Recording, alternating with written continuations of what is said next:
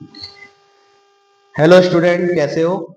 आज हम आए हैं बिजनेस स्टडी के टॉपिक के साथ जिसको बोलेंगे स्टाफिंग प्रोसेस।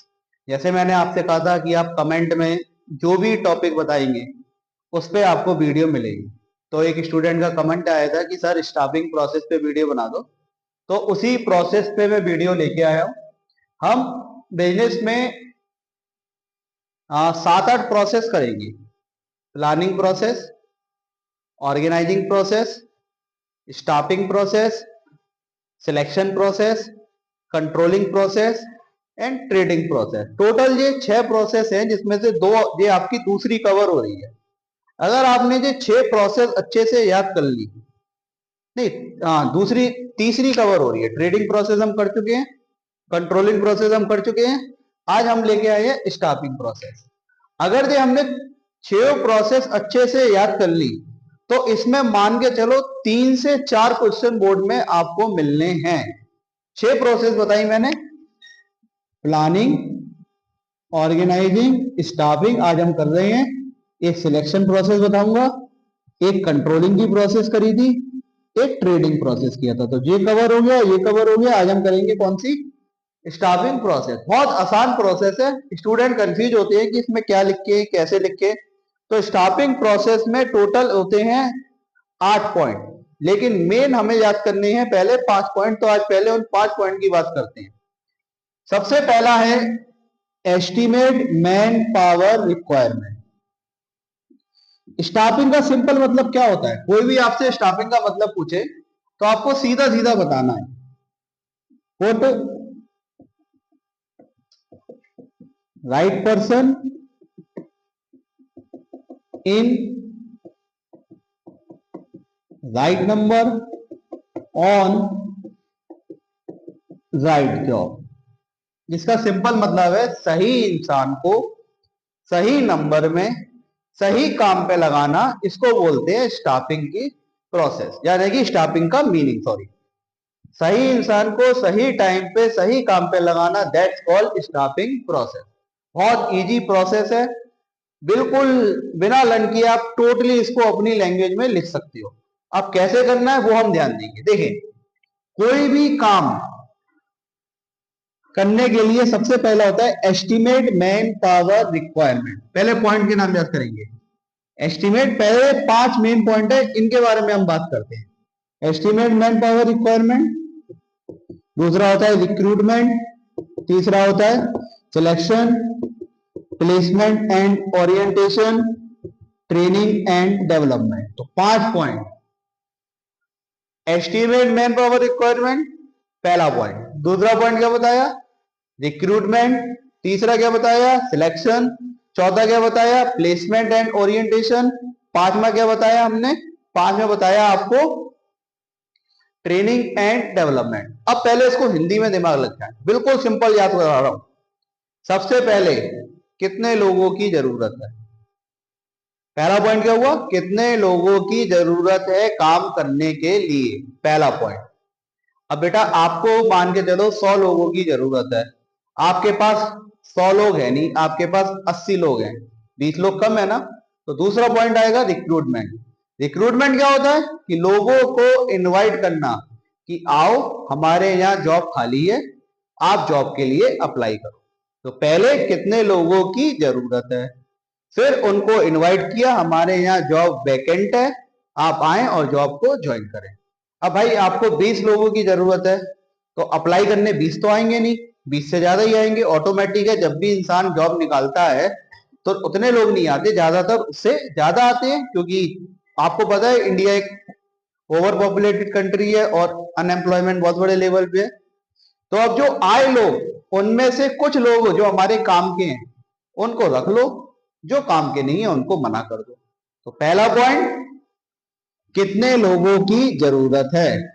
दूसरा पॉइंट लोगों को इनवाइट करो, हमारे यहाँ वैकेंसी खाली है, आप आए और नौकरी के लिए अप्लाई करें, या सिर्फ इनवाइट कर रहे हैं।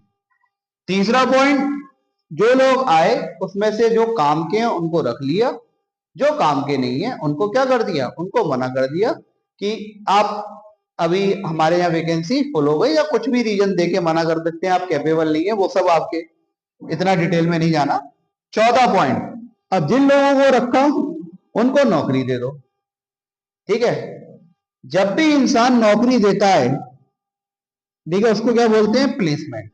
अब कोई इंसान आपके यहां काम करने आएगा तो स्टार्टिंग में ही आप उससे काम नहीं करवाते, पहले आप उसको 1 दिन 2 दिन 3 दिन काम के अकॉर्डिंग चीजों को समझने का मौका देते हैं। तो उस चीज को क्या बोलते हैं? ओरिएंटेशन। अभी डिटेल में भी बताऊंगा, पहले शॉर्ट में समझा रहा हूं।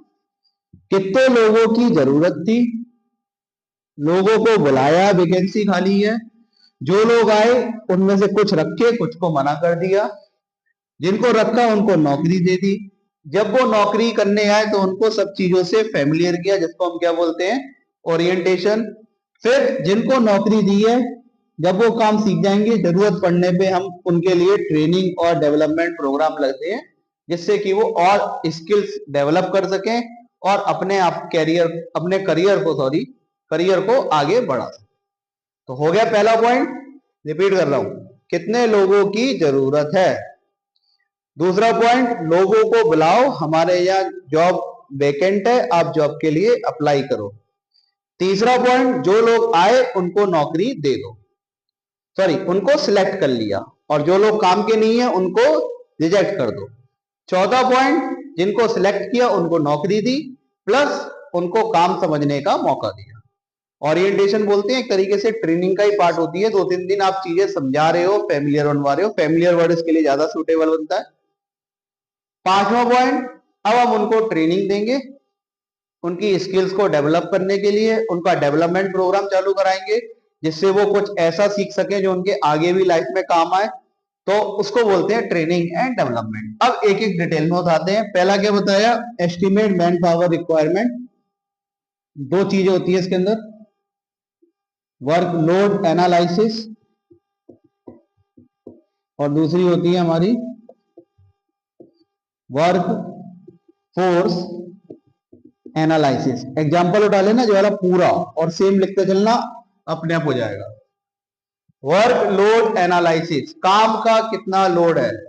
फॉर एग्जाम्पल, मेरे को 500 वर्कर का लोड है, यानी मुझे काम करने के लिए 500 वर्कर चाहिए, that's called work load analysis. Work force analysis, कितने मेरे पास हैं? 350 मेरे पास हैं। दोनों में डिफरेंस समझो। वर्क लोड, कितना लोड है, वर्क फोर्स पहले से कितना है, कितने लोगों की जरूरत है? 500। इसका एग्जांपल में भी एक्सप्लेन कर सकते हो पूरे प्रोसेस को। 500 लोगों की जरूरत है, 350 मेरे पास हैं, 150 मेरे पास जॉब क्या हो गई? वेकेंट। 150 जॉब क्या हो गई बेटा? वेकेंट। अब इन 150 लोगों के लिए मैं क्या करूंगा? रिक्रूटमेंट। रिक्रूटमेंट क्या होता है? इनवाइट करूंगा कि आप आओ, मेरे यहां जॉब वेकेंट है, आप जॉब के लिए अप्लाई करो, इनवाइट। ठीक है, अब मैंने मान के चलो 150 लोगों के लिए लोगों को इनवाइट किया। अब वो इनवाइट न्यूज पेपर से हो सकता है, मैगजीन से हो सकता है, सोशल मीडिया से हो सकता है, किसी भी तरीके से हो सकता है। अब मेरे पास मान के चलो 250 लोग आ गए, मेरे यहां जॉब कितनी खाली थी? 150। आ कितने गए? 250। अब मैं नौकरी सबको तो दूंगा नहीं, जो मेरे जरूरत के हैं उनको नौकरी दूंगा, जो जरूरत के नहीं है उनको नौकरी से उनको मना कर दूंगा। तो मान के चलो मेरे पास 150 लोगों की वैकेंसी थी, जिसके लिए मैंने रिक्रूटमेंट किया, इनवाइट किया कि we are hiring 150 candidates, we are having 150 vacant job for which you can apply. आ कितने गए? 250 आ गए। अब 250 में से मुझे कितने चाहिए? 150। मैंने अपने काम के 150 रख लिए और 100 को मैंने क्या कर दिया? रिजेक्ट कर दिया, मना कर दिया। बहुत सिंपल समझ में आ रहा है? 3 पॉइंट कवर हो गए। 500 का लोड था, 350 मेरे पास थे, 150 लोगों की जरूरत थी, 150 लोगों को मैंने नौकरी के लिए इनवाइट किया, मान के लिया आए कितने? 250। 250 में से 150 मैंने सिलेक्ट कर लिए, 100 मैंने रिजेक्ट कर लिए। तो 3 प्रोसेस हो गए। कितने लोगों की जरूरत है? 150। 150 को क्या किया, इनवाइट हम सबको करते हैं, इनवाइट किया, आए कितने 250, 150 रख के 100 निकाल दिए। अब एक छोटी सी बात याद रखना, एमसीक्यू में भी आ जाती है, रिक्रूटमेंट को बोला जाता है पॉजिटिव प्रोसेस और सिलेक्शन को बोला जाता है नेगेटिव प्रोसेस। बेटा रिक्रूटमेंट को क्या बोल रहे हैं, पॉजिटिव, सिलेक्शन को क्या बोल रहे हैं, नेगेटिव। अब इसका मतलब समझ लो, रिक्रूटमेंट को पॉजिटिव इसलिए बोलते हैं क्योंकि हम ज्यादा से ज्यादा लोगों को इनवाइट कर रहे हैं जॉब के लिए, that's why recruitment is called a positive process, because under it we are inviting large number of candidate for the job. Selection को क्या बोला जा रहा है, नेगेटिव, इसके अंदर हम लोगों को रिजेक्ट कर रहे हैं और बेस्ट वन को सिलेक्ट कर रहे हैं, तो इसको क्या बोलेंगे, it is a negative process because under it we reject candidate for selecting suitable candidate. तो 3 पॉइंट कवर हुए। अब आगे सिंपल है, जो 150 सिलेक्ट किए उनको जॉब देंगे, जॉब को क्या बोलेंगे, प्लेसमेंट। अब जिनको जॉब दी उनका क्या होगा, ओरिएंटेशन, ओरिएंटेशन के लिए वर्ड यूज करें फैमिलियर, हम उनको फैमिलियर करेंगे वर्क से कि आपको क्या काम करना है, वर्क प्लेस से, टीम से, यानी कि 1 से 2 दिन हो सकता है, कुछ घंटों का हो सकता है, 4-5 दिन हो सकते हैं, यानी कि काम के अकॉर्डिंग ओरिएंटेशन होता है कि चीजें समझ लो 2-3 दिन। सीनियर के साथ भेज दिया कि जाओ सीनियर के साथ रहो आज पूरा दिन, देखो हमारे यहाँ क्या क्या कैसे कैसे काम हो रहा है, उसको हम क्या बोलते हैं, ओरिएंटेशन। तो कितने लोगों की जरूरत थी, लोगों को इनवाइट किया, सिलेक्ट किया, जॉब दी और उनको चीजों से फैमिलियर होने का मौका दिया।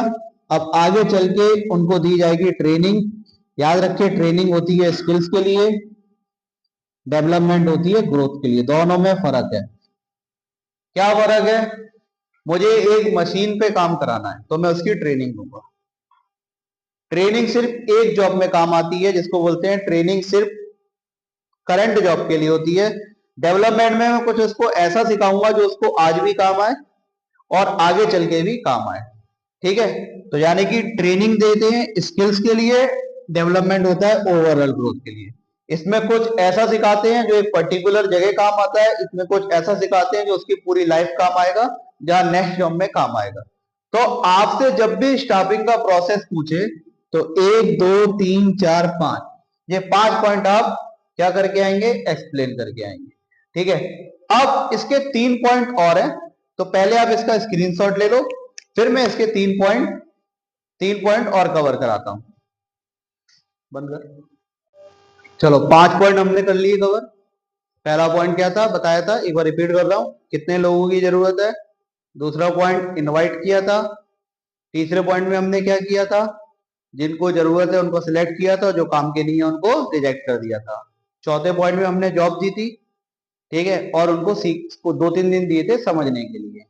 5वें में हमने इनकी स्किल्स को एनहांस करने के लिए ट्रेनिंग एंड डेवलपमेंट किया था। अब ये 3 पॉइंट और है।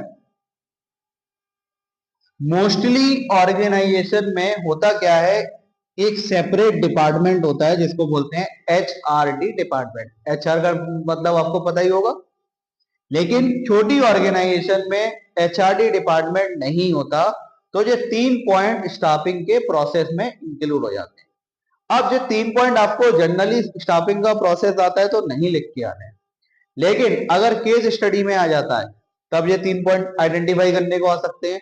दूसरा, अगर आ जाए कि explain staffing process without separate HRD, तब आपके 5 और +3 8 पॉइंट हो जाएंगे। अब 3 पॉइंट क्या है, परफॉर्मेंस अप्रेजल। होता क्या बेटा, आप कहीं भी जॉब करते हो तो आपकी पूरे साल की एक रिपोर्ट बनाई जाती है कि आपने पूरे साल कैसा काम किया। अगर आप लेट ज्यादा आ रहे हो तो वो भी लिखा जाएगा, आपने अच्छा काम किया है तो वो भी नोट किया जाएगा, आपको किसी चीज की गलती के चक्कर में नोटिस मिला है वो भी लिखा जाएगा। यानी कि पूरे साल आपकी परफॉर्मेंस को अप्रेज किया जाता है कि आपसे क्या एक्सपेक्ट किया था और आपने किस तरीके का परफॉर्म किया।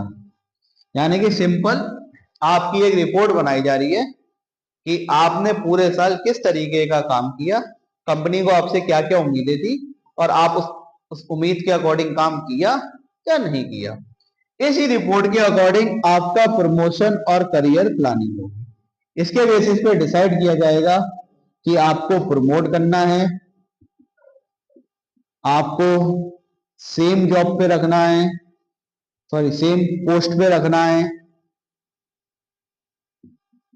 या आपको आगे के लिए प्रिपेयर करना है। यानी कि पूरे साल की परफॉर्मेंस पे आपका करियर डिसाइड होता है और इसी के बेसिस पे आपका कंपनसेशन होता है हाई इन सैलरी। ज्यादातर ऑर्गेनाइजेशन में हर साल के बाद एम्प्लॉयज की कुछ ना कुछ सैलरी को इंक्रीज किया जाता है। तो वो सैलरी कितनी इंक्रीज की जाएगी वो डिपेंड करेगा आपकी पूरे साल की परफॉर्मेंस पे। तो 3 पॉइंट हो गए। पहला, पूरे साल की एक रिपोर्ट बनाई आपके काम की, जिसको बोला परफॉर्मेंस अप्रेजल, कि आपसे क्या उम्मीद थी और आपने किस तरीके का काम किया। दूसरा, अब आपके को प्रमोशन देना है, सेम पोस्ट पे रखना है, या अभी आपको कुछ और चीजें सिखानी है प्रमोशन के लिए, आपका आगे का करियर डिसाइड हुआ। ठीक है, या आपको कंटिन्यू नहीं करना, ये भी डिसाइड होता है कि आपको हमें आगे लेके जाना है या नहीं जाना, आपके पूरे साल की परफॉर्मेंस पे। तीसरा, आपको कितनी सैलरी में इंक्रीज होगा। तो ये 3 पॉइंट बढ़ जाते हैं। अब टोटल हो गए 8 पॉइंट। पहला, कितने लोगों की जरूरत है। दूसरा, लोगों को इनवाइट किया। तीसरा, जो आए उसमें देखो सिलेक्ट किए, कुछ को रिजेक्ट कर दिया।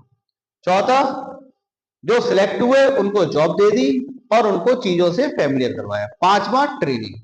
अब पूरा साल काम करोगे, आपकी परफॉर्मेंस अप्रेज की जाएगी, आपके उसके बेसिस पे प्रमोशन और करियर डिसाइड किया जाएगा और आपको सैलरी में कितना हाइक देना है ये डिसाइड किया जाएगा। मैं फिर कह रहा हूँ, ये 3 पॉइंट तब लिखे हैं, या तो केस स्टडी में आइडेंटिफाई करने को है, या फिर लिखा हो स्टाफिंग विदाउट सेपरेट एचआरडी, तब ये 3 पॉइंट होंगे। तो आपने मुझसे कहा था ये स्टाफिंग की प्रोसेस पे एक वीडियो हो, तो ये स्टाफिंग के प्रोसेस पे वीडियो हो गई। तो हमारे 3 प्रोसेस कवर हो गए। आपको याद रखना है, आपको बिजनेस स्टडी में 6 प्रोसेस याद करने हैं। इसमें से कम 3 से 4 आपको बोर्ड में मिल जाएंगे और आपके क्वेश्चन आप उसको अटेंड करके आ जाओगे। अब अगली वीडियो भी एक बच्चे ने इंडियन इको के एनईपी पे दी थी, तो अगली वीडियो जो आएगी वो एनईपी पे आएगी, इकोनॉमिक्स के। ठीक है, उसको भी डिटेल में समझाएंगे। बाकी ऐसी वीडियो के लिए आप चैनल को लाइक करें, सब्सक्राइब करें और कमेंट में बताते रहें आपको किस टॉपिक में दिक्कत है, उसकी वीडियो में आपको बना के भेज दूंगा। और लास्ट लाइन बोलूंगा, ये चीज याद रखे, जितनी मैं वीडियो बना रहा हूं वो उन टॉपिक्स के बना रहा हूं जिनके बोर्ड में आने के चांसेस लगभग 90% और उससे ज्यादा होते हैं।